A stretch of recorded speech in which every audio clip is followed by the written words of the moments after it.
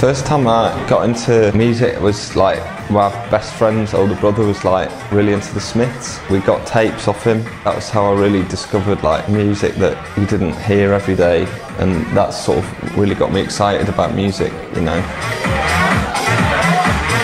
Then to get into more the electronic stuff was in '90. In England at the time it was like house music and rave was like so big. It was incredible.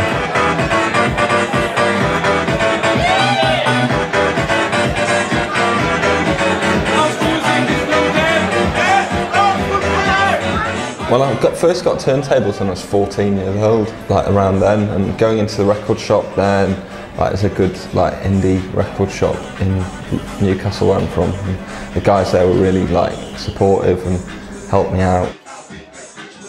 I didn't really know what mixing was until I bought some turntables. I just listened to the tapes and didn't really realise that they were mixing. I knew that they were playing records, but I didn't realise that they were mixing two together until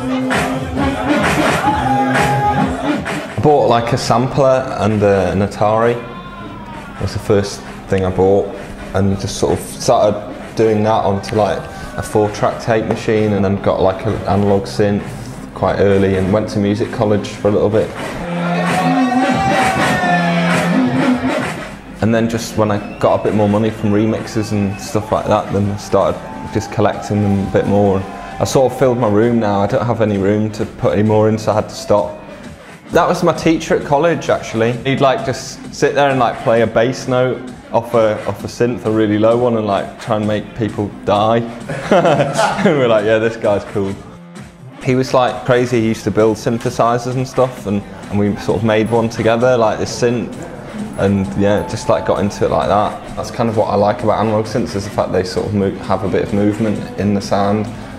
If it's like a more old school sounding track, then I'll keep it all live, but then if it's like something more dancey, then I'll just take little segments. I've got a CS50, which is really, really nice just to play. It just sounds amazing because it's so wobbly. I think what really turned my head was like DFA, really listening to like what they did with the CS80 and stuff like that, and I was just like, I really want a polyphonic one, because you know, I wanted to have that more harmonies and stuff in the music, but it's really tough to do that with just a mono synth.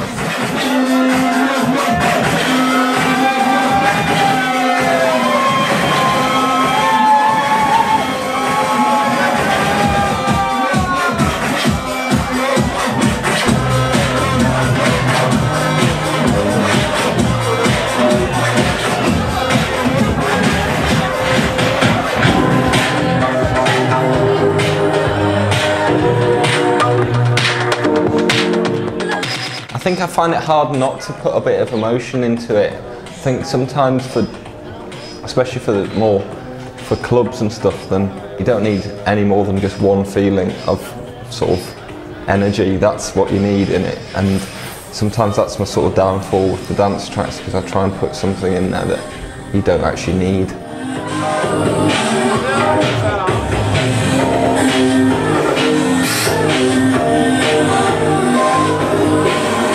I don't like to sort of like go, this is stamp my sound on something. Even when I do a remix, I don't like to go, okay, I'm going to give it my sound and see what's good about the track and sort of try and.